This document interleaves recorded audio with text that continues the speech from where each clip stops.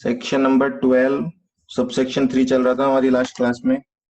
Immovable property से जुड़ी हुई अगर कोई ट्रांजेक्शन है तो उसका प्लेस ऑफ सप्लाई कैलकुलेट करने के लिए हमें दो चीजें देखनी होती है। इमूवेबल प्रॉपर्टी कहाँ लोकेटेड है। इमूवेबल प्रॉपर्टी इंडिया में है तो इमूवेबल प्रॉपर्टी की लोकेशन लेंगे। इमूवेबल प्रॉपर्टी आउटसाइड इंडिया है तो फिर रेसिपिएंट की लोकेशन ले लेंगे। ठीक है। उसके बाद हमने ये बात की थी, चल रहा था लास्ट पॉइंट हमारा इस इश्यू पे।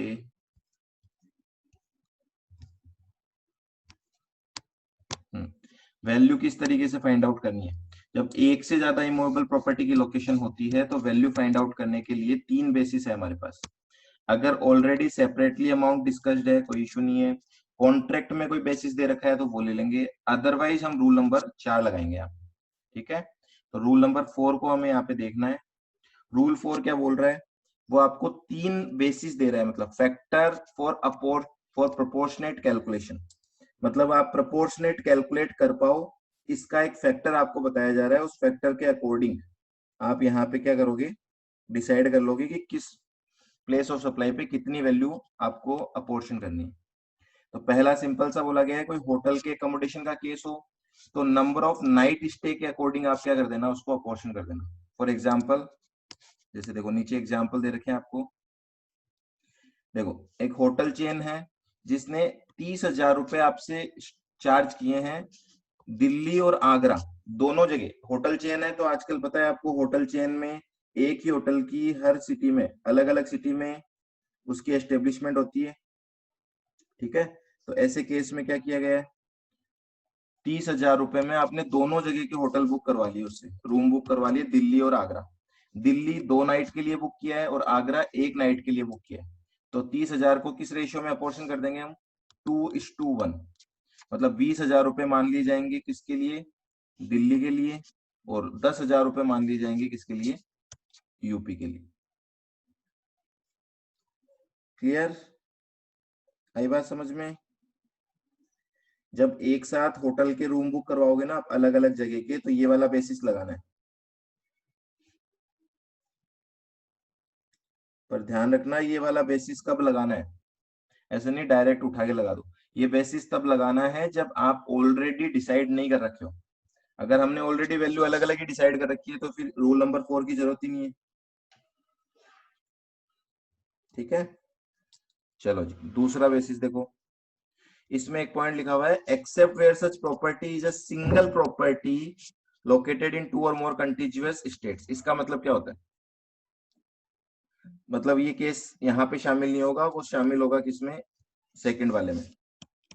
क्या बोला जा रहा है, मान लेते हैं कि ये है, ये राजस्थान का बॉर्डर है, मतलब इस साइड में राजस्थान है और ये बॉर्डर के इस तरफ है हरियाणा।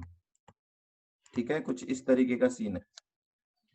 सर वैल्यू डिसाइड में कोई फायदा हो सकता है क्या,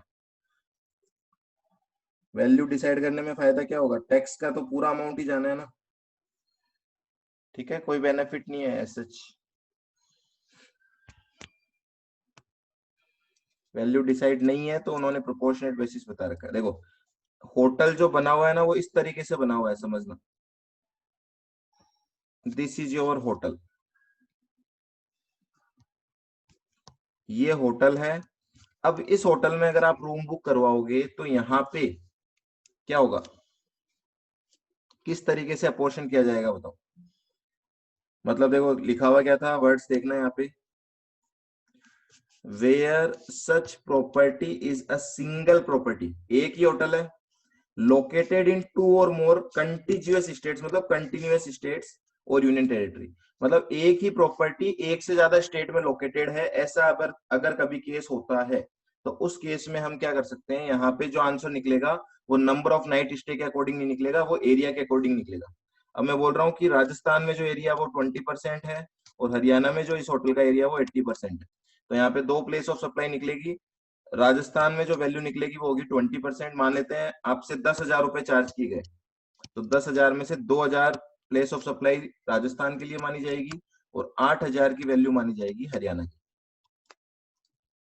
क्लियर। एक बार बता दो, समझ में आ गया?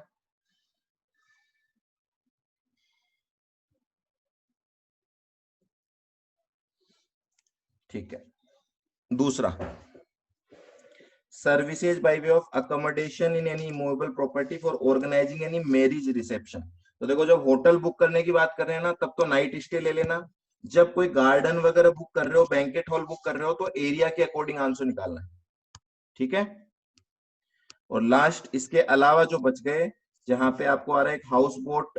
हाउस बोट क्या होती है? चलती रहती है। तो उसमें बोला है जितना टाइम उस बोट ने जिस स्टेट में स्पेंड किया है, उस अकॉर्डिंग आप यहाँ पे आंसर निकाल देना। फॉर एग्जाम्पल देखो, नीचे देखो तो एग्जाम्पल से आपको समझ में आ जाएगा। पहले तो हम उसका एग्जाम्पल ले लेते हैं, अभी हरियाणा राजस्थान जो मैंने आपको बोला था। एक होटल चेन है जिसका टोटल एरिया 20,000 स्क्वायर फीट है। 12,000 स्क्वायर फीट उसका स्टेट 1 में है और 8,000 स्क्वायर फीट उसका स्टेट 2 में। कुछ नहीं करना, 12:8 के रेशियो में डिवाइड कर दो वैल्यू। ठीक है, चलो ये तो हो गया। ये बात कर रहा है, देखो, company C provide service of 24 hour accommodation in house boat. House boat में अकोमोडेशन दे रहे हैं वो। और ये जो हाउस बोट है, ये केरला और कर्नाटक में चलती रहती है। ठीक है। अब आपने यहाँ पे बुकिंग करवाई है, और 22 आवर्स तो वो रही है केरला में, और 2 आवर्स वो रही है कर्नाटक में। तो 22:2 के रेशियो में आपको वैल्यू को क्या करना है? डिवाइड करना है।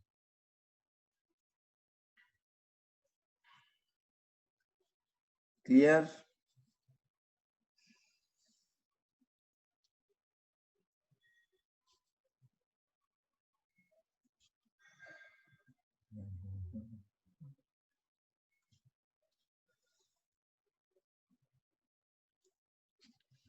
चलो नेक्स्ट पे आ जाते हैं अब हम।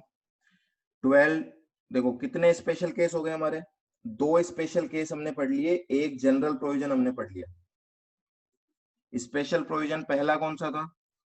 सॉरी, एक जनरल और एक स्पेशल पढ़ा है अभी तक हमने। जनरल क्लोज सेक्शन 12(2) और स्पेशल क्लोज इमूवेबल से जुड़ा सेक्शन 12(3). अब आ रहा है सेक्शन 12(4). ये किन किन सर्विसेज के ऊपर लागू होगा? Restaurant catering, personal grooming, fitness, beauty treatment और health services including cosmetic and plastic surgery.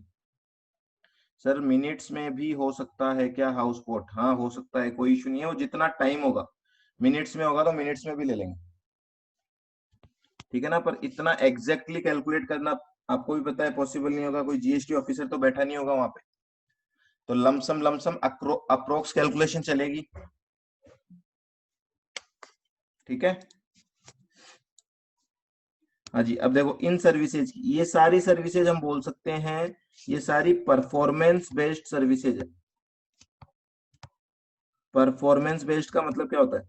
ये सर्विसेज प्रोवाइड होने के लिए सामने पर्सनली कोई ना कोई होना जरूरी है। जैसे रेस्टोरेंट कैटरिंग की आप सर्विसेज लोगे तो सामने खाने वाला होगा। ठीक है। Personal grooming, fitness, beauty treatment, तो पर्सन को फिजिकली अवेलेबल होना मैंडेटरी हो जाता है यहाँ पे। तो यहाँ पे बोला जा रहा है जहां पे एक्चुअल में परफॉर्मेंस दी जा रही है ना, एक्चुअल में जहां आप रेस्टोरेंट में बैठ के खाना खा रहे हो, वो रेस्टोरेंट, वो आपकी प्लेस ऑफ सप्लाई हो जाएगी। पर्सनल ग्रूमिंग जिस सैलून में बैठे हो, जिस जिम में आप बैठे हो, वो एक्चुअल में आपकी क्या मानी जाएगी? Place of supply. ठीक है, एक्चुअल में जहां पे सर्विसेज हो रही है। सिंपल है ये तो। नेक्स्ट पे आ जाते हैं 12(5). 12(5) क्या बोल रहा है आपको? Services relating to training and performance appraisal. देखो, आप किसी को ट्रेनिंग दे रहे हो या आप किसी की परफॉर्मेंस अप्रेजल करने का काम कर रहे हो। जैसे कि टीवी शोज में आता है ना, जज जो बैठते हैं, जैसे इंडियन आइडल शो चल रहा है, इंडियन आइडल शो चल रहा है, तो वहां पे जो कंटेस्टेंट होते हैं ना, कंटेस्टेंट, इन कंटेस्टेंट को खुद नहीं गाते, इनको क्या होता है? ट्रेनिंग दी जाती है। तो वो जो ट्रेनिंग देने वाला है, उसकी सर्विस भी यहाँ कवर हो रही है। दूसरा, जब एपिसोड टेलीकास्ट होता है तो वहां जो जज बैठते हैं वो इन लोगों की परफॉर्मेंस को क्या करते हैं? अप्रेज करते हैं, है ना, कमियां निकालते हैं या बताते हैं अच्छा किया या कैसा किया, उसको बोलेंगे परफॉर्मेंस अप्रेजल। तो ये दोनों जो सर्विसेज हैं, ये कहाँ कवर हो रही है? सेक्शन नंबर 12(5) में कवर हो रही है। और आंसर बहुत सिंपल सा है इसमें। B2B है तो LOR, B2C है तो जहां पे एक्चुअल में परफॉर्मेंस हो रही है। ठीक है, अगर कहीं भी आपको B2B वाला कंसेप्ट दिखेगा तो आंसर हमेशा LOR होगा, कोई सेकंड आंसर इसमें पॉसिबल नहीं है। क्लियर?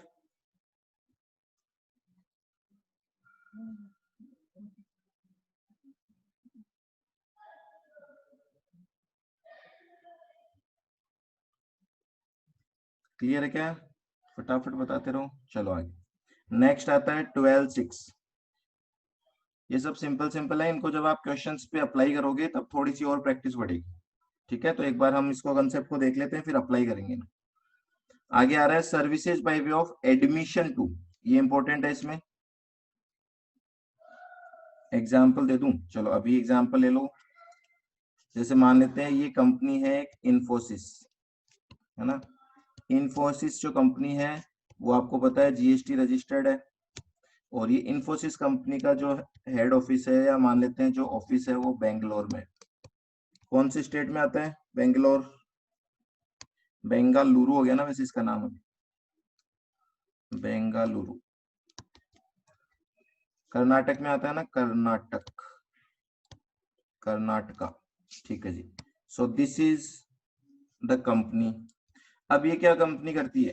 इस कंपनी के जितने भी एम्प्लॉयज होते हैं, है ना, इन एम्प्लॉयज को रिक्रूट करने के बाद इन सबकी ट्रेनिंग करवाई जाती है। ट्रेनिंग जो कंपनी दे रही है ना, वो मैं बोल देता हूँ ए ट्रेनिंग कंपनी, ए ट्रेनिंग प्राइवेट लिमिटेड। ये कंपनी इन एम्प्लॉयज को ट्रेनिंग देगी, और ये जो कंपनी है, ये कंपनी बेस्ड है महाराष्ट्र में। ठीक है, मुंबई की कंपनी है। ये कंपनी सर्विसेज किसको दे रही है, मुझे फटाफट से बताओ। क्या वो सर्विसेज एम्प्लॉयज को देगी या इन्फोसिस को सर्विसेज मानी जाएगी? किसको मानी जाएगी सर्विसेज? इन्फोसिस ऑब्वियसली। तो यहाँ पे देखो, ये हो गया आपका सप्लायर, और ये हो गया आपका रेसिपिएंट। चलो रूल लगाओ अब यहाँ। ट्रेनिंग कहाँ हो रही है वो भी चेक कर लेते हैं। मान लेते हैं ट्रेनिंग जो हो रही है ना, ट्रेनिंग, वो दो केस ले लेता हूं। केस 1, ट्रेनिंग जो हो रही है वो कर्नाटक में हो रही है, और केस 2, ट्रेनिंग जो हो रही है वो महाराष्ट्र में हो रही है। अब मुझे निकाल के बताओ यहाँ पे आपको क्या लगता है, ट्रेनिंग जो यहाँ पे दी जा रही है उसका क्या आंसर होना चाहिए?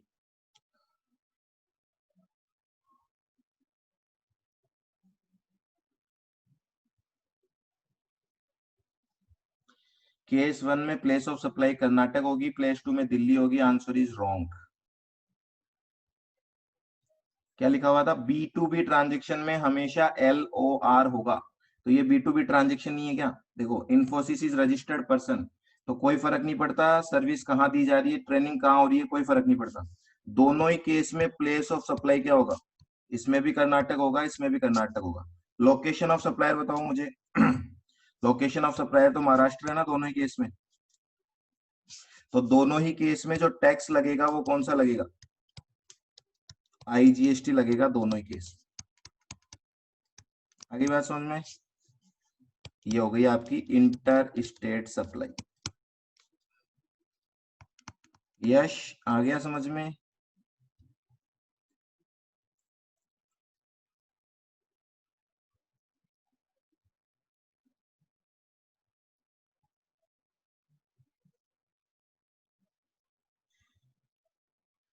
ठीक है, अब मैं इसमें चेंज कर रहा हूं आपको। मान लेते हैं यहाँ इन्फोसिस नहीं है, यहाँ पे इन्फोसिस की जगह कोई लोकल कंपनी पकड़ लेते हैं हम। सपोज ये बी लिमिटेड है, और ये जो कंपनी है ये अनरजिस्टर्ड कंपनी है ना, इसका GST में रजिस्ट्रेशन नहीं है। अब मुझे इन दोनों केस में आप आंसर बताओ। अब इन दोनों केस में क्या आंसर सेम रहेंगे या चेंज हो जाएंगे? पहले तो प्लेस ऑफ सप्लाई बताओ, दोनों केस में क्या प्लेस ऑफ सप्लाई होगी?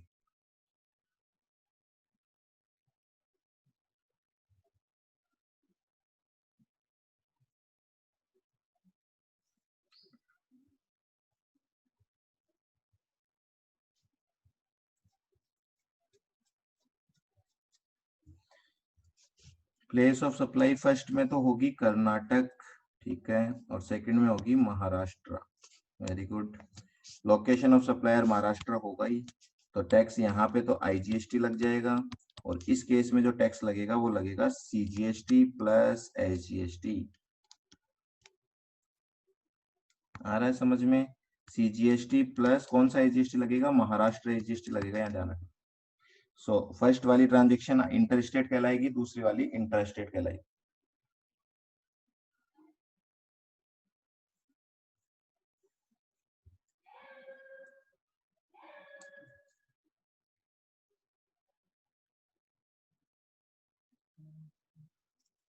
चलो चले आगे। सेम परफॉर्मेंस अप्रेजल पे एग्जांपल लगा देना, यहाँ मैंने जहाँ ट्रेनिंग लिखा है वहां पे आप परफॉर्मेंस अप्रेजल लगा दोगे तो सेम आंसर आ जाएंगे।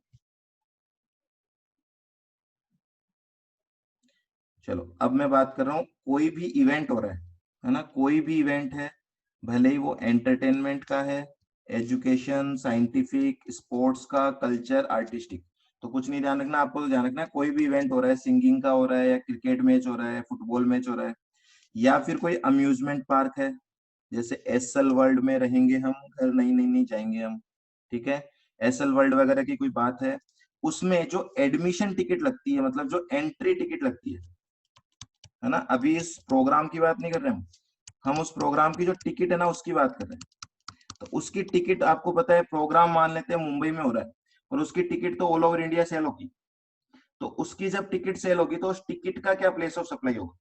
तो बहुत सिंपल आंसर है, जहां पे इवेंट एक्चुअल में होने वाला है, या फिर जहां पे वो एसएल वर्ल्ड सिचुएटेड है। ठीक है, मतलब इवेंट की लोकेशन लेनी है, टिकट सेलिंग की लोकेशन नहीं लेनी है।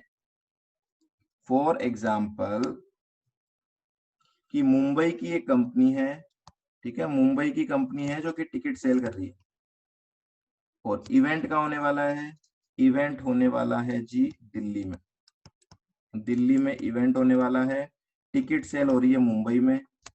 तो देखो यहाँ पे लोकेशन ऑफ सप्लायर क्या होगा? महाराष्ट्र। प्लेस ऑफ सप्लाई क्या माना जाएगा? दिल्ली। तो जब टिकट पे टैक्स लगाया जाएगा वो टैक्स होगा आईजीएसटी। ठीक है जी, आ रही बात समझ में?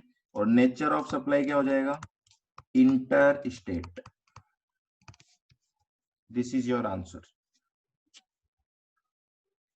ठीक है, तो टिकट कहाँ सेल हो रही है वो इंपॉर्टेंट नहीं है, टिकट जिस इवेंट की सेल हो रही है वो इवेंट कहाँ होने वाला है वो इंपॉर्टेंट है।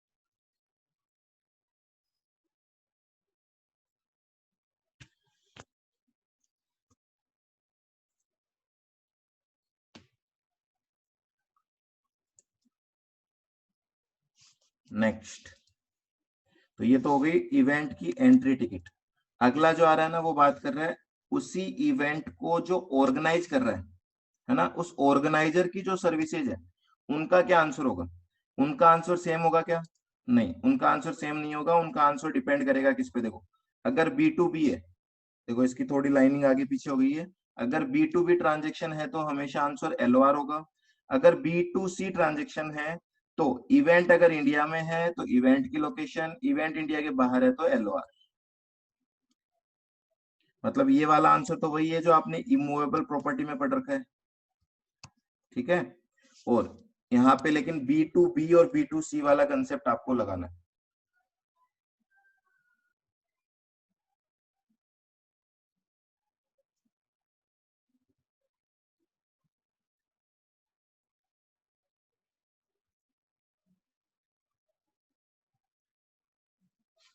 चलो अब इसमें कौन कौन सी सर्विस आ रही है? एक तो वो इवेंट का आ गया, दूसरा उससे जुड़ी हुई कोई एंसिलरी सर्विस है वो आ जाएगी, तीसरा स्पॉन्सरशिप, मोस्ट इंपोर्टेंट ध्यान रखना, ये कई बार वर्ड छुप जाता है यहाँ पे। स्पॉन्सरशिप की जो आंसर है वो भी इसी सेक्शन से निकल के आएगा, सेक्शन नंबर 12(7) से। अब इसका एग्जाम्पल मैं आपको दे रहा हूं, समझना इसको। मान लेते हैं एक मिस्टर ए है, ऑर्गेनाइजर है जयपुर का, ठीक है, ये ऑर्गेनाइज करता है, इवेंट ऑर्गेनाइजर देखे होंगे आपने शादी वगैरह में, जो पूरी शादी में घूमते रहते हैं माइक लेके, है ना, वो वॉकी टॉकी लेके घूमते रहते हैं, भागते रहते हैं, तो उनको बोला जाता है वो इवेंट ऑर्गेनाइज करते हैं। वो सारी की सारी हेडेक खुद के ऊपर रखते हैं इवेंट में जो भी काम चल रहा है। तो इवेंट ऑर्गेनाइजर करने वाला मिस्टर ए है, जयपुर का है, इवेंट जो है ना, इवेंट क्या है? इवेंट है, मान लेते हैं रिलायंस जो कंपनी है उसकी एनुअल जनरल मीटिंग होने वाली है बहुत बड़े लेवल पे, ये इवेंट है। और ये इवेंट कहाँ हो रहा है? ये इवेंट हो रहा है महाराष्ट्र में। ठीक है, तो मिस्टर ए सर्विस किसको दे रहा है? रिलायंस को दे रहा है, क्योंकि रिलायंस रजिस्टर्ड है। ठीक है, ये आपको पता ही है। अब मुझे बताओ यहाँ पे लोकेशन ऑफ सप्लायर क्या होगी फर्स्ट, फटाफट से आंसर दो। What is location of supplier? Rajasthan. What is place of supply? Maharashtra. ठीक है, क्यों? क्योंकि यहाँ पे B2B ट्रांजेक्शन है। तो नेचर ऑफ सप्लाई क्या हो गई? ये इंटर स्टेट हो गई। और टैक्स कौन सा लग जाएगा? IGST लग जाएगा। देखो इस तरीके से चार चीजें आप बना लेना, हमेशा आंसर इस तरीके से मेंशन हो जाएगा। अब मैं बोल रहा हूँ यहाँ पे कोई लोकल कंपनी हो, है ना, लोकल कंपनी है और इवेंट, ये महाराष्ट्र की ये कंपनी तो, और इवेंट जो हो रहा है ना, ये इवेंट करवा रहे हैं इंडिया के बाहर जाके। कहाँ करवा रहे हैं जाके? सपोज न्यूजीलैंड में इवेंट होने वाला है, न्यूजीलैंड। और ये जो कंपनी है, ये कंपनी कहाँ की है? ये महाराष्ट्र की है। और अब की बार ये कंपनी अनरजिस्टर्ड है। अब आंसर में देखो क्या चेंज होंगे। लोकेशन ऑफ सप्लायर तो वही रहेगा, मुझे प्लेस ऑफ सप्लाई बताओ क्या होगा? पक्का महाराष्ट्र ही होगा। ठीक है, क्यों? क्योंकि हमने क्या लिखा था, अगर इवेंट इंडिया के बाहर है तो फिर रेसिपिएंट की लोकेशन ही लेंगे, मतलब सेम आंसर होगा, महाराष्ट्र ही होगा, मतलब इंटर स्टेट हो जाएगा और IGST लग जाएगा। ठीक है, एक और एग्जांपल दे रहा हूं, अगर इवेंट न्यूजीलैंड की जगह यूपी में हो, यूपी पटना, पटना लिख देते हैं हम, पटना बिहार।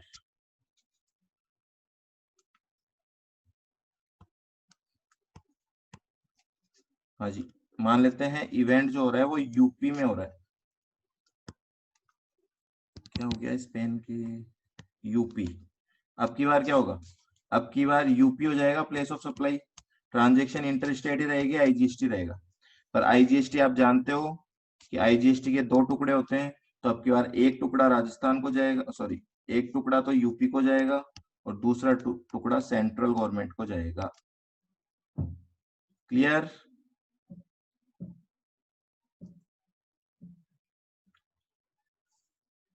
ठीक है, अब आ रहा है यहाँ पे इंपॉर्टेंट पॉइंट। सेम अगर आपने इमूवेबल प्रॉपर्टी वाला एक्सप्लेनेशन याद कर लिया तो यहाँ पे भी काम बन गया। ये बोल रहा है अगर इवेंट एक से ज्यादा लोकेशन पे हो रहा है तो, मतलब इवेंट इंडिया में जो हो रहा है वो एक से ज्यादा स्टेट में हो रहा है, तो बोल रहे हैं सब स्टेट को प्लेस ऑफ सप्लाई माना जाएगा। प्लेस ऑफ सप्लाई जो होगा वो taken as each of the respective state और यूनियन टेरिटरी। आगे की कहानी वही है, आपको पता है। अगर एक से ज्यादा प्लेस ऑफ सप्लाई है तो वैल्यू, जो टोटल वैल्यू, मान लो इवेंट ऑर्गेनाइजर ने टोटल 10 लाख रुपए चार्ज किए, है ना, और इवेंट कहाँ कहाँ हो रहा है? मान लेते हैं इवेंट राजस्थान में, हरियाणा में और दिल्ली में, इस तरीके से इवेंट हो रहा है। 10 लाख को अब किस तरीके से बांटेंगे हम? सेम बेसिस है जो मैंने आपको समझाया था। या तो सेपरेटली अगर वो अमाउंट कलेक्ट कर रहे हैं, बात ही खत्म हो गई।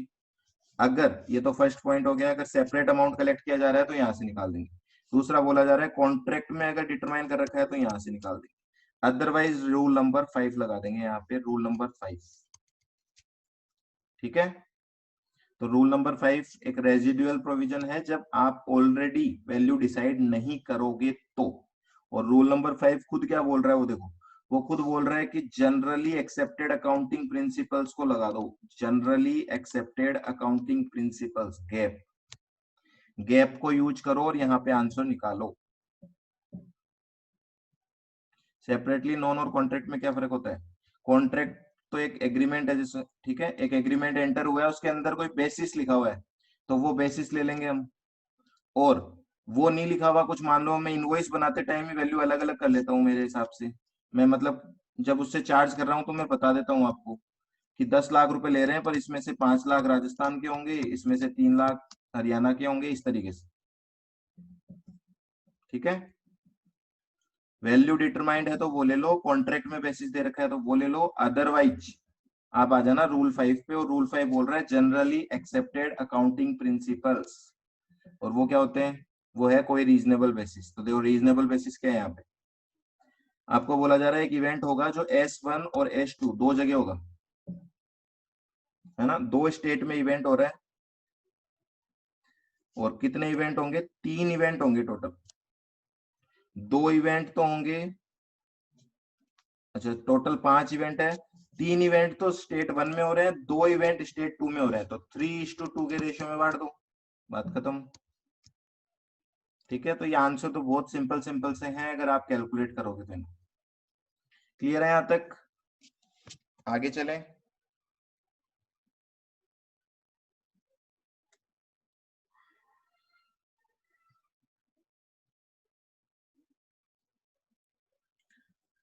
चलो जी, नेक्स्ट पे आ जाते हैं। अब आ रही है आपकी ट्रांसपोर्टेशन वाली सर्विसेज। तो सेक्शन नंबर 12(8) एंड 12(9) दोनों ही ट्रांसपोर्टेशन सर्विसेज की बात करेंगे।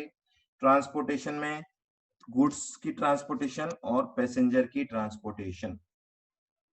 चलो जी, गुड्स की ट्रांसपोर्टेशन कौन करता है, पता है आपको, नॉर्मली जीटीए वाला होगा, लेकिन यहाँ पे सारा कवर है। जीटीए हो, एयरवेज हो, किसी भी तरीके से अगर ट्रांसपोर्टेशन ऑफ गुड्स हो रहा है ना, एयर से हो रहा हो, वेसल से हो रहा हो, इंक्लूडिंग मेल और कुरियर, मतलब कुरियर वाला भी यहाँ पे आ जाएगा। आंसर क्या है, B2B LOR, B2C location at which goods are handed over, मतलब ओरिजिन लिख देते हैं हम इसको याद करने के लिए। ओरिजिन जहां से ट्रांसपोर्टेशन स्टार्ट होगा, है ना, सप्लायर का लोकेशन नहीं लेना है, जहां से ट्रांसपोर्टेशन स्टार्ट होगा ना, वो आपका लोकेशन माना जाएगा। B2C के केस में, अगर B2B हुआ तो LOR। और एक स्पेशल प्रोविजन यहाँ पे ऐड हुआ है, अगर डेस्टिनेशन इंडिया के बाहर है तो फिर डेस्टिनेशन ऑफ सच गुड्स ले लिया जाएगा।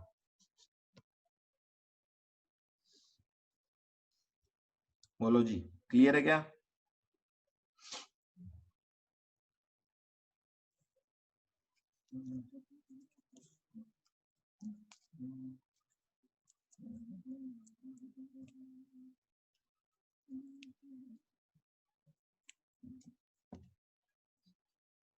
चलो ये तो इजी है, इसमें एग्जांपल की भी जरूरत नहीं है आपको। 12(9) ये इंपॉर्टेंट है, इसको ध्यान रखना, ये थोड़ा सा आपको कंफ्यूज कर सकता है। पैसेंजर ट्रांसपोर्टेशन की जब बात करेंगे ना, तब उसमें दो बातें हैं। एक तो बोला जा रहा है पॉइंट ऑफ एम्बार्केशन। एम्बार्केशन का मतलब क्या होता है, जहां से आप कन्वेंस के ऊपर अपनी जर्नी स्टार्ट करने वाले हो, मतलब कन्वेंस को आप कब ज्वाइन कर रहे हो, वो होता है पॉइंट ऑफ एम्बार्केशन। जैसे ट्रेन में आप जयपुर से बॉम्बे जा रहे हो, तो जयपुर में आप जब बैठोगे ट्रेन में तो उसको बोला जाएगा point of embarkation is Jaipur. तो कई बार ये क्या बोल रहा है, point of embarkation is known at the time of issue of right to passage, मतलब टिकट खरीदते वक्त।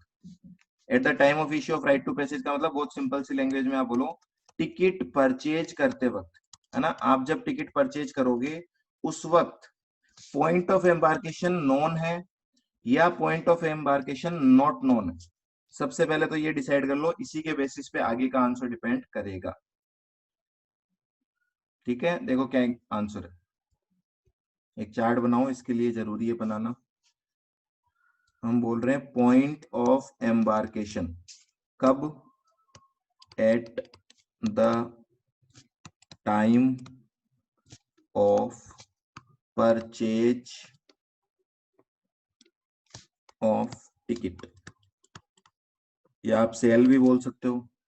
मैं कस्टमर के पॉइंट ऑफ व्यू से बोल रहा हूँ इसलिए परचेज लिखा है, अदरवाइज आप लिखो eight the time of supply of ticket, ऐसे लिखो। ठीक है, टिकट जब सेल की जा रही है उस वक्त।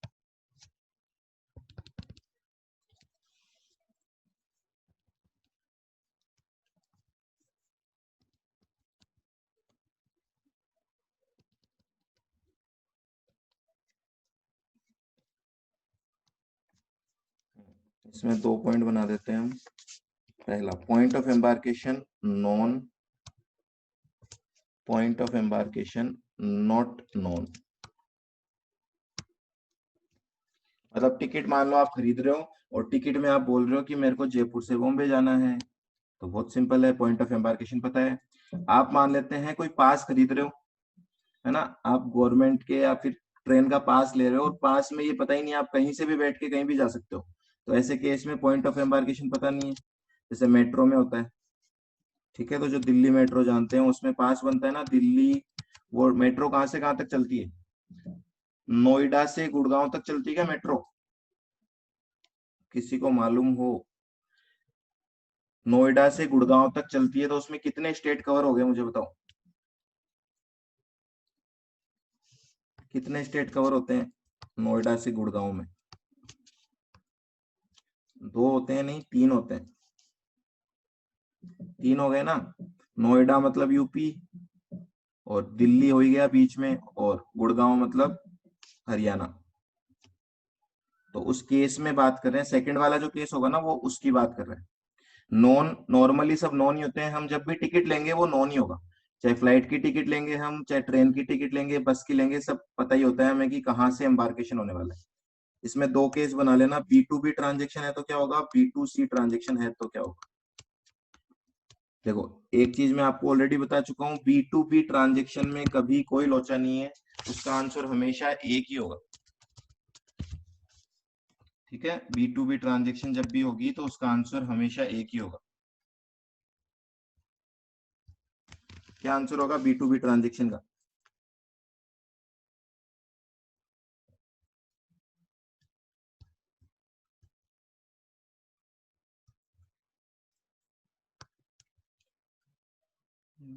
एक मिनट।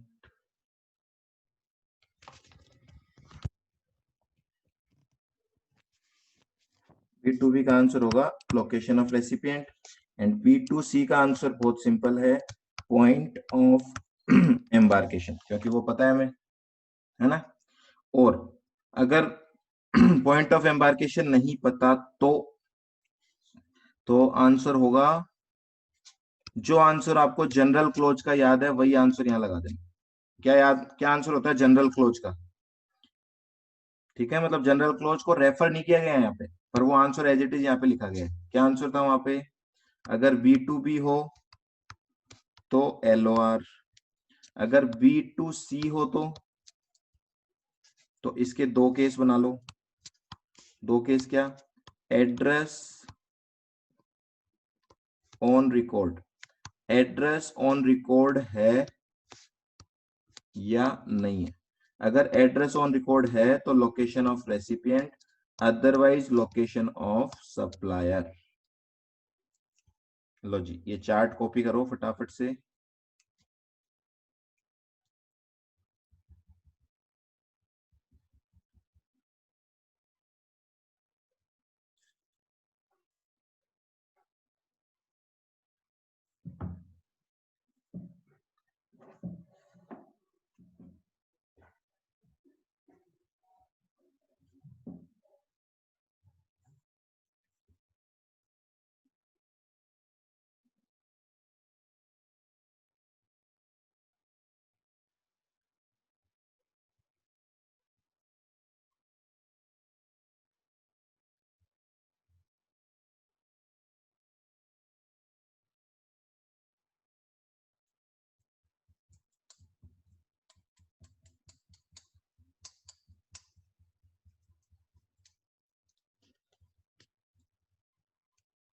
ठीक है, डन।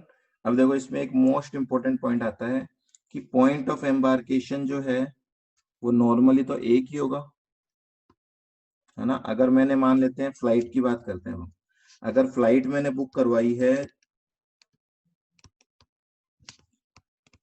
जयपुर से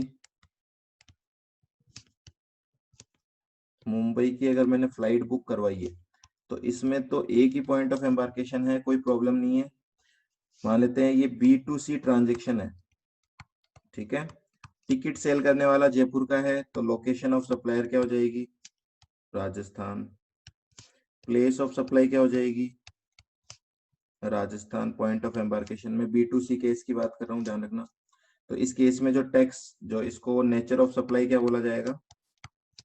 इंट्रा स्टेट बोला जाएगा इसको, ठीक है। और टैक्स जो लगेंगे वो लग जाएंगे आपके CGST और प्लस राजस्थान SGST। चलो, ये तो हो गया। ठीक है, इसमें तो कोई दिक्कत नहीं है।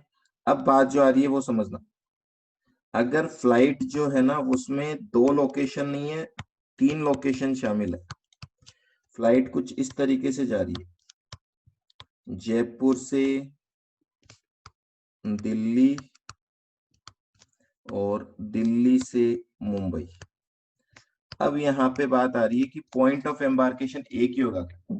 तो आप वैसे सोचोगे तो एक ही होगा पॉइंट ऑफ एम्बार्केशन, है ना, आप तो एक जगह से ही बैठने वाले हो ना। तो अगर आपने टिकट जयपुर से मुंबई की ली है तो वो बीच में दिल्ली में रुक भी रही है तो कोई फर्क नहीं पड़ रहा।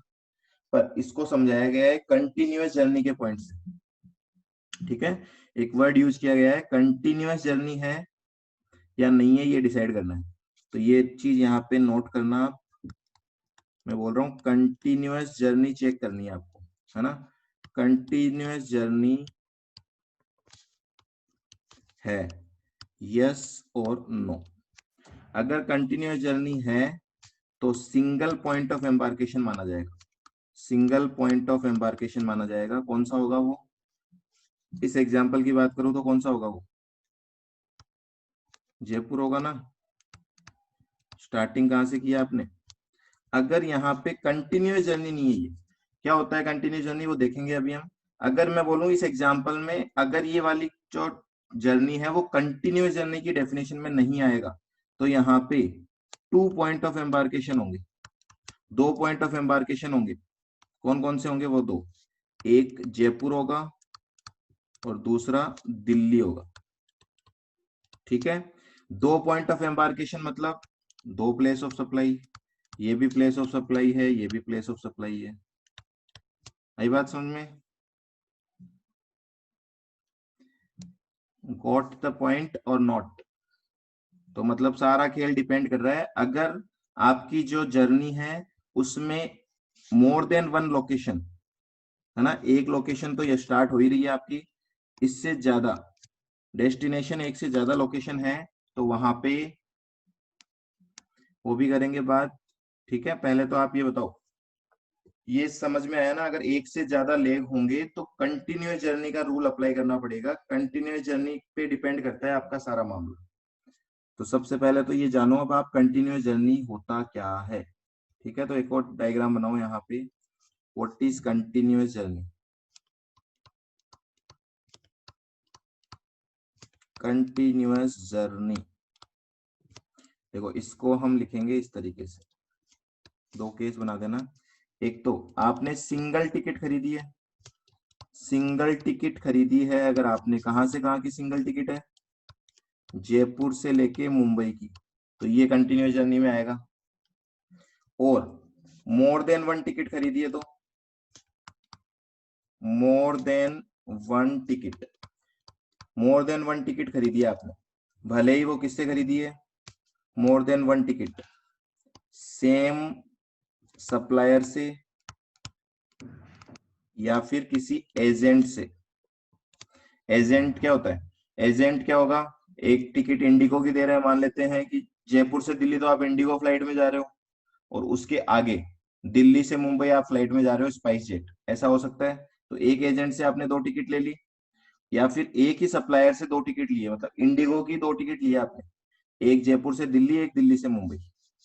इस केस में वो क्या बोल रहे हैं, देखो सेकंड वाले केस में, इस वाले केस में वो आपको बोल रहे हैं, अगर यहाँ पे चेक कर लो, क्या चेक कर लो, stop over, stop over between legs. अब यहाँ पे लेग्स क्या है, दिस एंड दिस, तो इसके बीच में जो आ रहा है दिल्ली, दिल्ली वाले पॉइंट पे आपको चेक करना है, दैट इज दिल्ली। दिल्ली में कोई स्टॉप ओवर है क्या? अगर स्टॉप ओवर है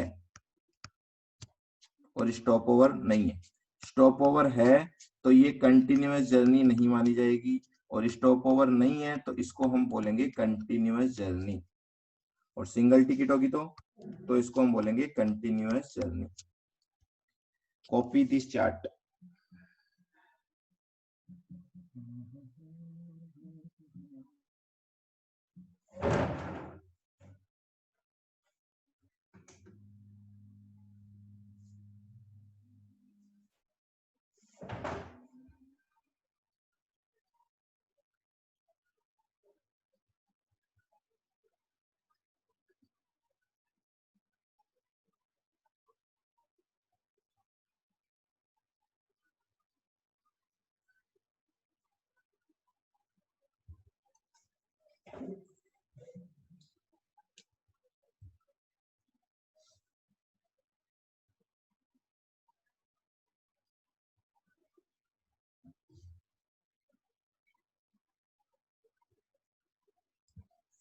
हो गया नोट?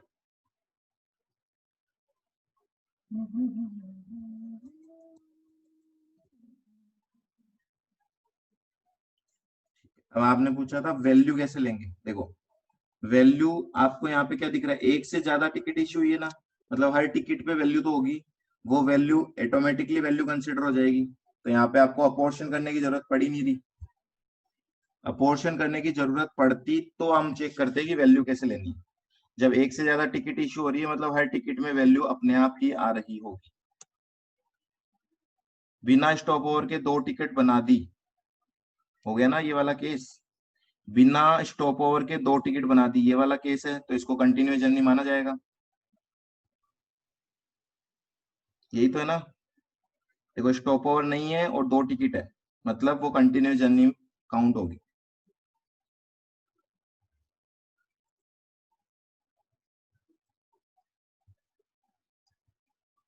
ठीक है क्या?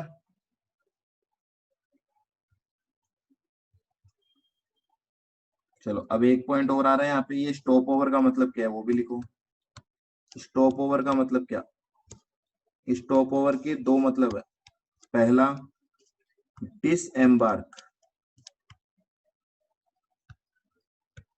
डिसएम्बार्क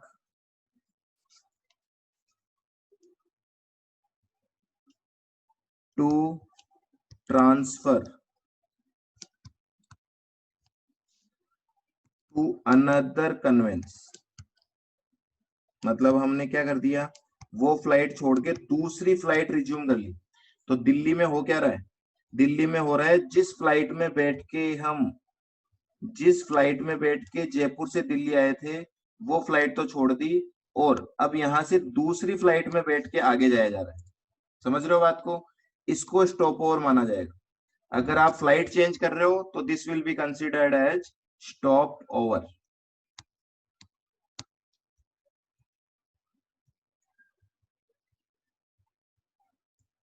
ठीक है। दूसरा दूसरा है break the journey and resume at later point of time, मतलब बाद में। ठीक है, ऐसा हो गया कि दिल्ली में आप चले गए छोड़ के और अगले दिन आपने रिज्यूम की है फ्लाइट, तो ऐसी कई बार टिकट्स ऐसे भी इशू होती है। तो स्टॉप ओवर के 2 मतलब है, अच्छे से ध्यान रख लेना।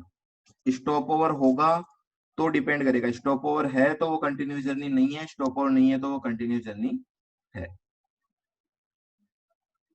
क्यों कंटिन्यूस जर्नी का यूज आ रहा है यहाँ पे? क्योंकि कंटिन्यूस जर्नी से पता लगेगा कि एक पॉइंट ऑफ एम्बार्केशन माना जाएगा या एक से ज्यादा पॉइंट ऑफ एम्बार्केशन माने जाएंगे। दूसरा, पॉइंट ऑफ एम्बार्केशन मानने की जरूरत कब पड़ रही है? जब B2C ट्रांजेक्शन हो, ध्यान रखना। B2B है तो ये नीचे वाले कोई चार्ट किसी काम के नहीं है, भूल जाना फिर इन सबको। बोलो, आ गया समझ में पॉइंट?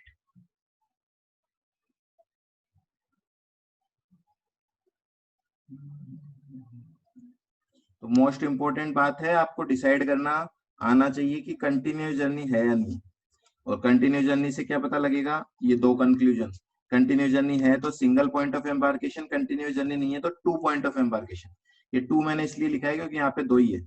इससे ज्यादा बड़ा भी एग्जाम्पल हो सकता है, जयपुर से दिल्ली, दिल्ली से मुंबई, मुंबई से बेंगलुरु। ठीक है, तो वहां पे 3 पॉइंट ऑफ एम्बार्केशन पॉसिबल है। चलो जी, क्लियर हो गया पॉइंट, आगे बढ़े अब हम। ये सारा चीज यहाँ पे लिखा हुआ है और ये एक्सप्लेनेशन है कि ये मोस्ट इंपोर्टेंट है, इसको ध्यान रखना। रिटर्न जर्नी जो होगी ना, मान लेते हैं इस तरीके से एक जर्नी है, आपने जो टिकट बुक कराई है वो करवाई है जयपुर से मुंबई से जयपुर, ये आपकी टिकट है। अब मुझे बताओ, ऐसा तो होगा नहीं ना कि आप जयपुर से मुंबई गए और इसी फ्लाइट में बैठ के दोबारा जयपुर आ गए, ऐसा तो प्रैक्टिकली होता नहीं है।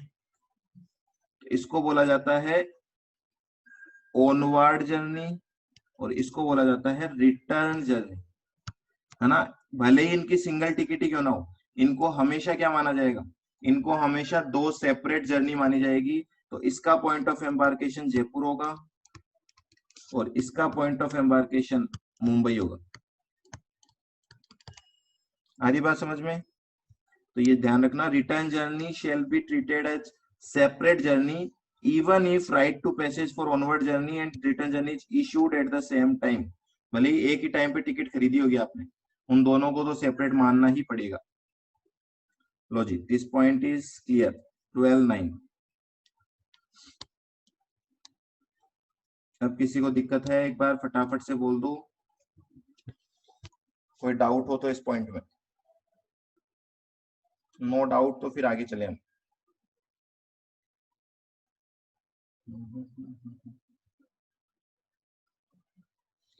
इनवर्ड ऑनवर्ड नहीं है, वो ऑनवर्ड और रिटर्न है। ऑनवर्ड मतलब क्या है? जाने वाला और आने वाला। मतलब मैं जयपुर से मुंबई जा रहा हूं, इसको बोलेंगे ऑनवर्ड जर्नी।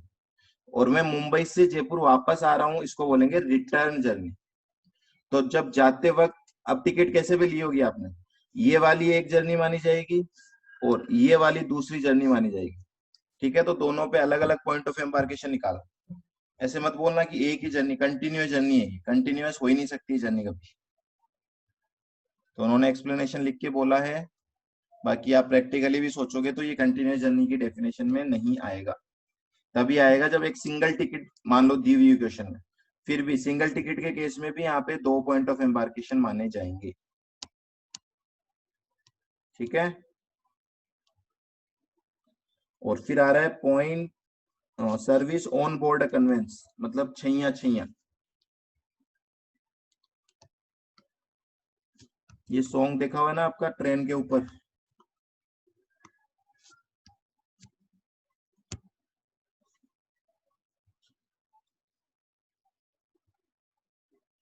सर जो रोड ट्रिप करती है बसेज, उसमें भी 2 जर्नी हो गई। हाँ जी होगी, बिल्कुल होगी। तो ऐसा कभी होगा क्या? आप सोच के बताओ मुझे कि आपने बस की टिकट ली जयपुर से दिल्ली और दिल्ली से जयपुर, और उसी बस में दिल्ली गए और उसी बस में वापस जयपुर आ गए। ऐसा कभी होगा क्या? घूमने के लिए गए हो क्या बस में? ठीक है, तो वो तो आप वैसे सोचोगे मे बी, तो मे बी में तो कुछ भी हो सकता है। फिर अगर ऐसा सिचुएशन है तो कोई इशू नहीं है, एक ही मान लेना उसको। उसको जयपुर से दिल्ली बोलोगे क्यों आप? उसको यही बोलो आप जयपुर से जयपुर की टिकट खरीदी है मैंने।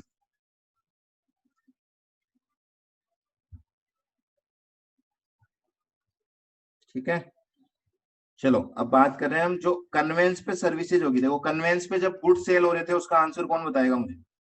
अगर कन्वेंस के ऊपर गुड्स सेल हो रहे थे तो वहां पे क्या प्लेस ऑफ सप्लाई होती थी?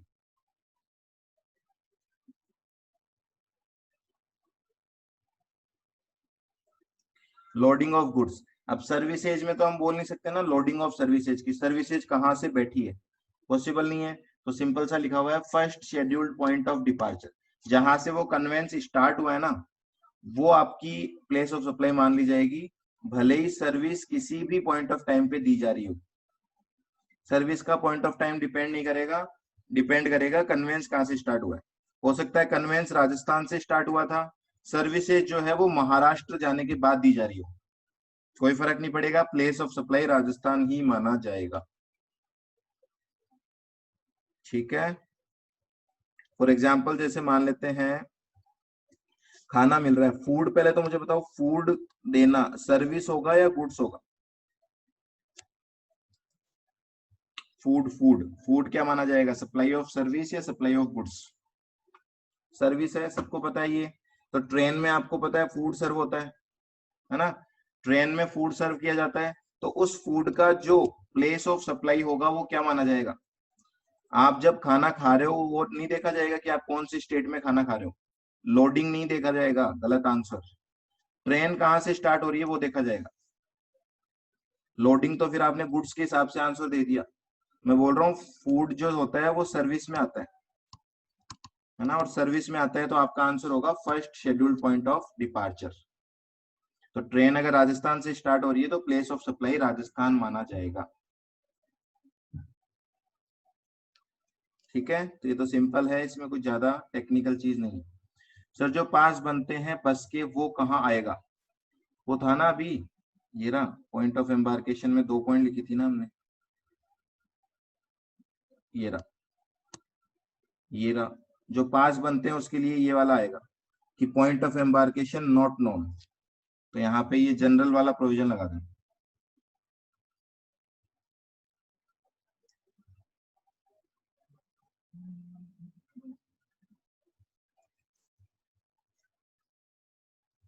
हो रहा है कि क्लियर? चलो नेक्स्ट है 12-11। अब ये 12-11 क्या है ये देखना एक बार अच्छे से। ये आपकी बात कर रहा है जो आपको आज के टाइम पे मोस्ट इंपोर्टेंट सर्विसेज मिल रही है इंटरनेट की या फिर टेलीकॉम की या फिर डीटीएच की। शायद ही कोई होगा जो इन सर्विसेज को यूज नहीं करता होगा। तो देखो एक तो बात कर रहा है टेलीकम्युनिकेशन सर्विसेज की और including data transfer, broadcasting, cable, DTH. ठीक है, ये सर्विसेज के ऊपर क्या प्लेस ऑफ सप्लाई होगा, तो आप यहाँ पे वन बाय वन देखते जाओ। 4 पॉइंट है देखो इसमें, A B C D, 4 clause है टोटल। ए क्लोज बात कर रहा है fixed telecom line, leased circuit, internet leased circuit, cable और डिश एंटीना। मतलब ये सारे के सारे जो कनेक्शन है ये वायर वाले कनेक्शन है, आप देख सकते हो, है ना।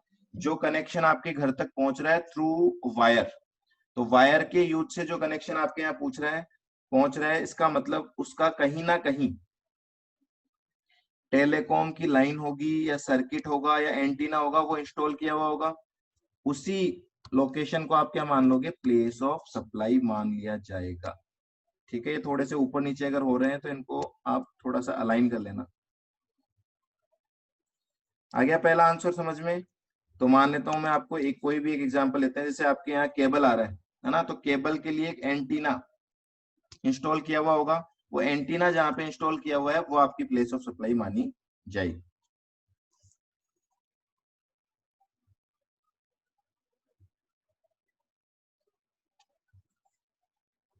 नेक्स्ट पे आ जाते हैं क्या?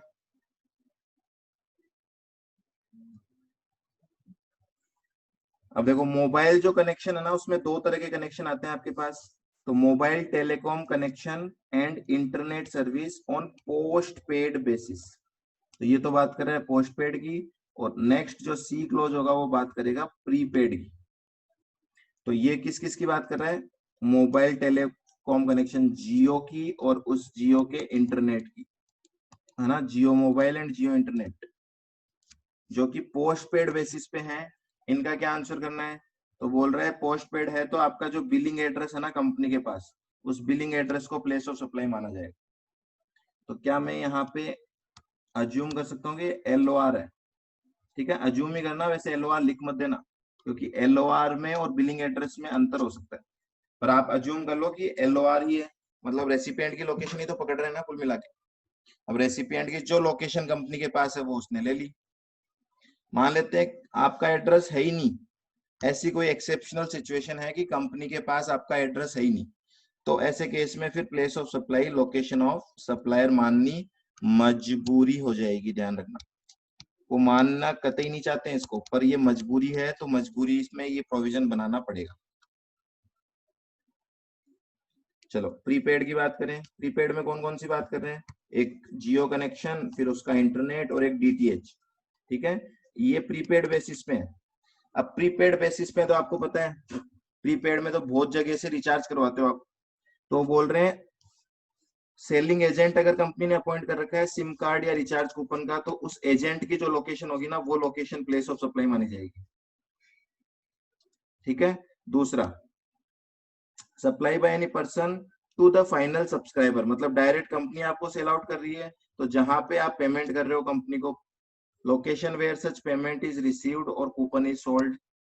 और पेमेंट अगर कोई इलेक्ट्रॉनिक मोड से कर रहे हो, आप पेटीएम वगैरह से कर रहे हो, तो पेटीएम वाले के पास जो आपका एड्रेस है, ठीक है, location of recipient on record of supplier, मतलब सप्लायर कौन है यहाँ पे, सपोज पेटीएम है, तो पेटीएम के पास जो आपका लोकेशन है वो आपकी प्लेस ऑफ सप्लाई मान ली जाएगी।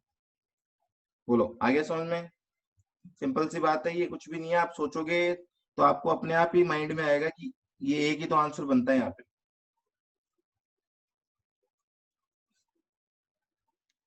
इसका चार्ट मैंने बनवा रखा है ना आपको, अब आप बोलोगे तो मैं तो वापस बनवा दूंगा, कोई इशू नहीं है मेरे को, बट टाइम वेस्ट होगा उसमें। आपको इंटर में भी बनवा रखा है मैंने, किसी के पास है तो या तो वो शेयर कर देना, किसी ने बनाया हुआ उसके पास अवेलेबल है क्या?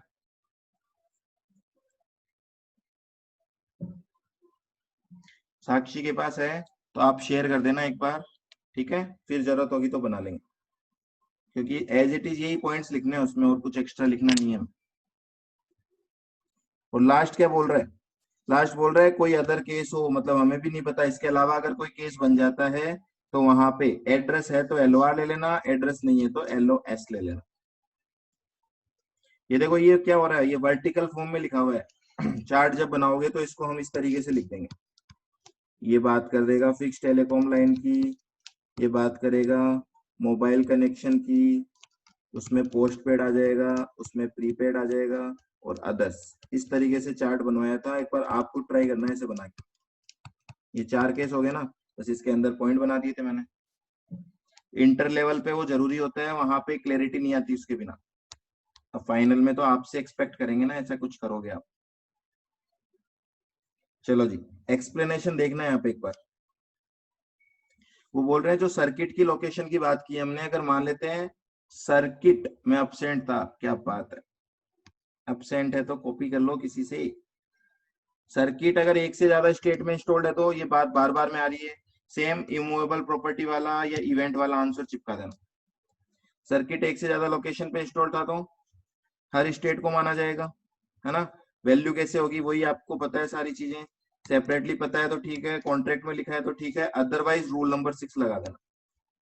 और रूल नंबर 6 क्या बोल रहा है, ज्यादा डिटेल में जाने की जरूरत नहीं है, बहुत सिंपल सा पॉइंट बोल रहा है, वो जितने पॉइंट्स आएंगे ना सर्किट में, जैसे सर्किट स्टार्ट होगा तो एक पॉइंट माना जाएगा। एग्जाम्पल पे आ जाते हैं, उससे आपको ज्यादा समझ में आ जाएगा।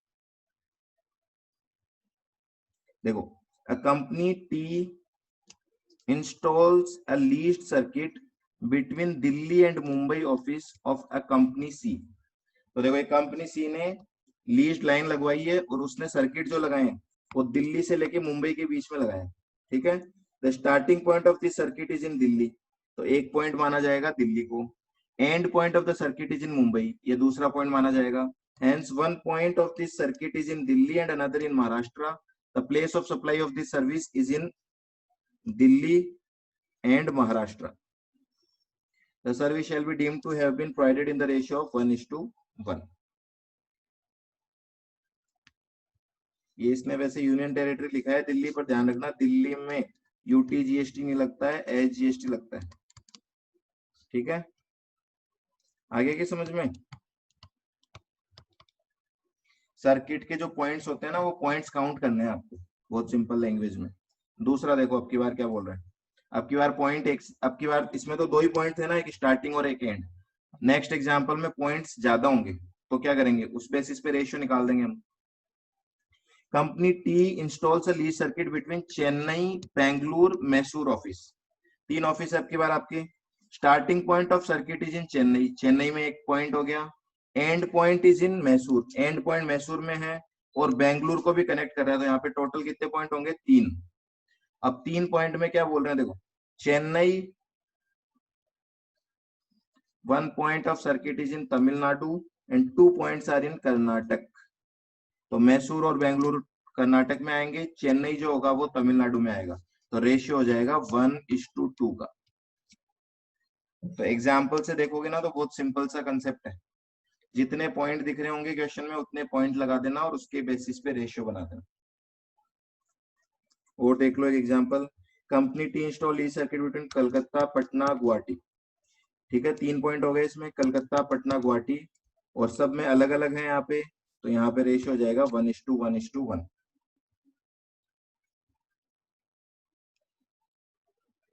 चलो नेक्स्ट प्रोविजन पे आ जाओ। 12 ये कौन सी सर्विसेज की बात कर रहा है, एक तो बैंकिंग की सर्विस, एक अदर फाइनेंशियल इंस्टीट्यूशन की सर्विसेज, एक stock broking services. Stock broking आपको पता है, अब क्योंकि आप बहुत सी चीजें पढ़ रहे हो इससे रिलेटेड, जैसे एंजल ब्रोकिंग है, ठीक है, मोतीलाल ओसवाल है, ये सब ब्रोकर्स है। जिनकी थ्रू आप शेयर्स परचेज सेल करने का काम करोगे तो ये आपसे ब्रोकरेज लेंगे। हाँ जी, एडलवीज है, बहुत सारी कंपनी है ऐसे। अभी तो इंडिया में आप ढूंढोगे तो आपको नाम भी याद नहीं होंगे, इतने बढ़ गए। तो इनकी जो सर्विसेज है ना, यहाँ पे क्या आंसर होगा? वो बोल रहे हैं एड्रेस है तो एलओआर, एड्रेस नहीं है तो एलओएस। ठीक है, तो नॉर्मली तो एड्रेस होता है, पर जैसे बैंकिंग के केस की बात करें हम, मान लेते हैं बैंक में कुछ ऐसी ट्रांजेक्शन होती है जो कि बिना आपका एड्रेस हुए भी बैंक कर देती है। फॉर एग्जाम्पल, बैंक है, जयपुर में बैंक है ना, और आप बैंक में गए और इस बैंक में जाके आपने डीडी बनवाया। अब बैंक तो हो गई सप्लायर, और रेसिपिएंट का पता ही नहीं है वो कहां से आया। रेसिपिएंट के बारे में कोई इंफॉर्मेशन नहीं है बैंक के पास। क्या होगा आंसर? क्या प्लेस ऑफ सप्लाई होगा यहाँ पे? राजस्थान हो जाएगा। लोकेशन ऑफ सप्लायर क्या है? वो भी राजस्थान है। तो यहाँ पे टैक्स लग जाएगा सीजीएसटी, एसजीएसटी। ठीक है, पर नॉर्मली एड्रेस होता है, कुछ कुछ केस में नहीं होता है, तो वहां पे एलओएस ले लेना, अदरवाइज आंसर हमेशा क्या होगा? एलओआर होगा।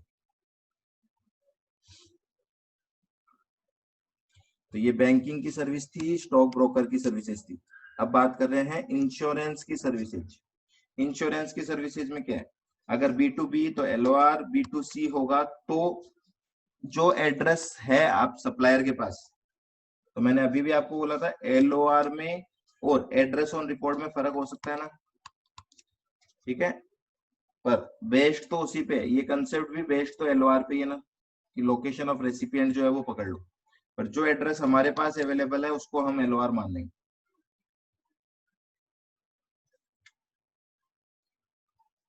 चलो लास्ट एक पॉइंट और है इसमें, 12-14 वो देख लो। वो बात कर रहा है एडवर्टीजमेंट की सर्विसेज जो कि गवर्नमेंट को या स्टेचुटरी बॉडी को दी जा रही है ना। क्या एडवर्टीजमेंट करवाती है गवर्नमेंट? गवर्नमेंट अपनी बहुत सी स्कीम्स हैं उनका प्रमोशन करवाती है, उनके लिए बैनर्स लगवाती है, टीवी पे ऐड आता होगा। ये सारी अगर कोई एडवर्टीजमेंट की सर्विसेज दे रहा है तो बोला जा रहा है कि इनका प्लेस ऑफ सप्लाई हर उस स्टेट में होगा जिस स्टेट में उसकी क्या हो रही है? ब्रॉडकास्टिंग हो रही है।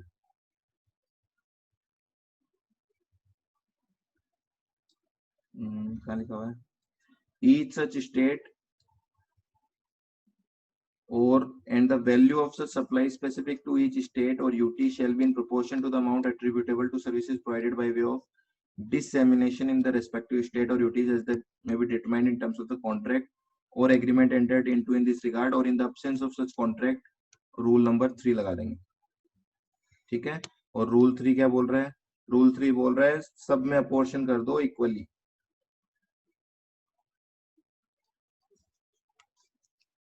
अब मान लो मैं एग्जांपल देता हूँ इसको आपको, इसमें जो लिख रखा है उससे क्लियर नहीं होगा। मान लेते हैं राजस्थान गवर्नमेंट है ना, राजस्थान गवर्नमेंट को कोई एडवर्टीजमेंट करवाना है, और ये एडवर्टीजमेंट कंपनी है, ये एडवर्टीजमेंट कंपनी राजस्थान में बेस्ड है, राजस्थान में लोकेटेड है। ठीक है, अब इसको बोला गया है आप जाओ, आप राजस्थान में हमारे बैनर लगाओ, आप हरियाणा में हमारे बैनर लगाओ। मतलब ये दो जगह बोला गया है बैनर लगाने के लिए। राजस्थान गवर्नमेंट के हैं, ये ध्यान रखना, मैं कांग्रेस बीजेपी की बात नहीं कर रहा हूँ। कांग्रेस लगवाएगी तो वो गवर्नमेंट नहीं माना जाएगा। तो राजस्थान गवर्नमेंट अपने बैनर्स लगवा रही है राजस्थान में और हरियाणा में, तो यहाँ पे जो प्लेस ऑफ सप्लाई होगी ना वो दो होगी, एक राजस्थान होगी और एक हरियाणा होगी। ठीक है, तो दो प्लेस ऑफ सप्लाई हो जाएगी, लोकेशन ऑफ सप्लायर एक ही है, तो यहाँ पे दो आंसर निकलेंगे। फिर बात आती है वैल्यू कैसे अपोर्शन होती है, तो वो बोल रहे हैं इक्वली अपोर्शन कर दो वैल्यू। ठीक है, वैसे रूल 3 में और भी बहुत सारे कंटेंट्स है पर हमारे लिए अप्लीकेबल नहीं है, हमें केवल इतना सा ध्यान रखना है अगर आता है तो इक्वली अपोर्शन कर देना। मान लेते हैं ये जो बैनर्स वाला सीन नहीं है, टीवी पे एड आ रहा है, टीवी पे। अब मुझे बताओ, टीवी पे अगर एड आ रहा है तो ऐसा पॉसिबल है क्या कि वो, मान ले स्टार प्लस पे एड आ रहा है, तो ऐसा हो सकता है कि वो स्टार प्लस पे जो एड है वो केवल राजस्थान और हरियाणा में ही आ रहा हो, या वो पूरे इंडिया में आएगा एडवर्टीजमेंट?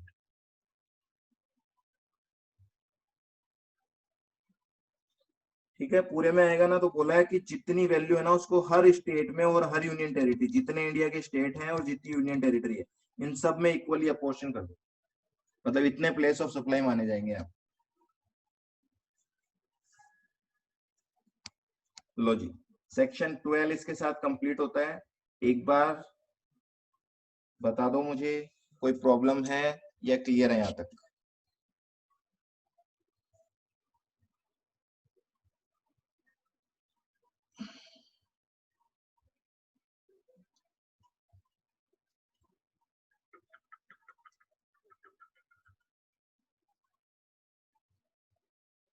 इक्वली कहाँ बोला है? देखो ये रहा, services provided over internet then service shall be deemed to have been provided all over India, then thus the value shall be apportioned among all the states and UTs of India। ठीक है, तो अब मैंने आपको क्या बोला, इसमें बहुत सारे बेसिस दे रखे हैं। हाँ हाँ, वही तो मैं बता रहा हूँ, इसमें बहुत सारे मेनी बेसिस, यहाँ पे बहुत सारे क्राइटेरिया, आप इसको अगर रूल 3 को पढ़ोगे तो बहुत ज्यादा क्राइटेरिया दे रखे हैं। सारे के सारे क्राइटेरिया हमारे एग्जाम के लिए एप्लीकेबल नहीं है, तो अपने कोई भी केस आए आप इक्वली अपोर्शन कर देना। इक्वली तो इसमें बोला नहीं है कहीं पे, पर जो इसके अंदर के क्राइटेरिया को जाओगे आप तो सब में अलग अलग आंसर आएगा। तो आपके लिए बोल रहा हूँ, आप जो भी करोगे उसमें इक्वली कर देना, आपको अगर एडवर्टीजमेंट का कोई क्वेश्चन आएगा तो। ये इसने इंटरनेट के लिए बोला है, क्योंकि इंटरनेट की जो सर्विस होगी वो तो पूरे मतलब ग्लोबली जाएगी ना, वो तो अगर इंटरनेट पे कोई ऐड हो रहा होगा तो वो ग्लोबली जाएगा, तो उसको पूरे इंडिया पे अपोर्शन करना है।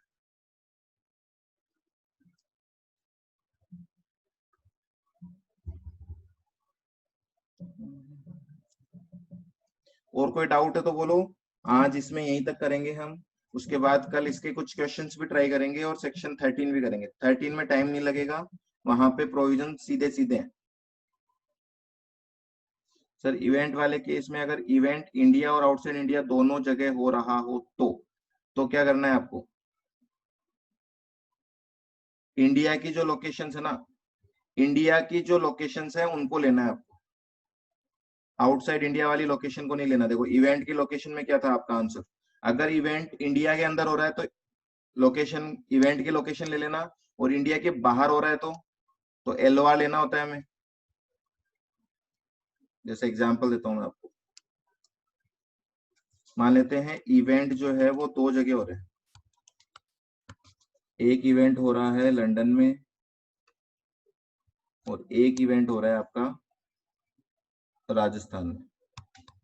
ठीक है, अब क्या करेंगे, तो इवेंट, क्या आंसर था, इवेंट अगर इंडिया में हो रहा है तो इसकी लोकेशन, तो राजस्थान में इवेंट हो रहा है इसकी लोकेशन ले लो, इसकी प्लेस ऑफ सप्लाई राजस्थान हो जाएगी।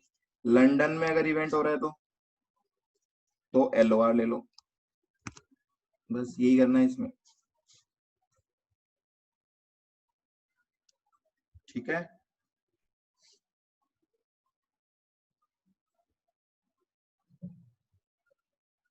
और बोलो।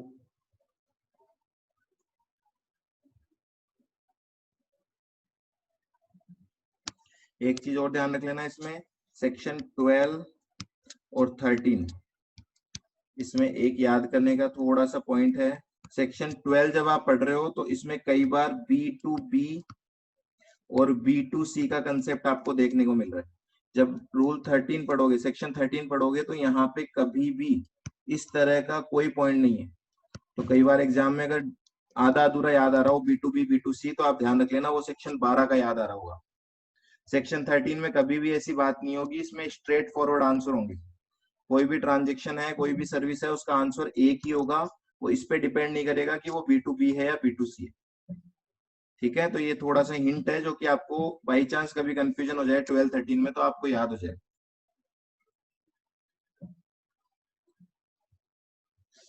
ठीक है, फिर और किसी को नहीं है कुछ भी पूछना? तो देखो कल एक तो इसका सेक्शन 13 खत्म करेंगे और साथ में कुछ इसके क्वेश्चंस भी ट्राई करेंगे।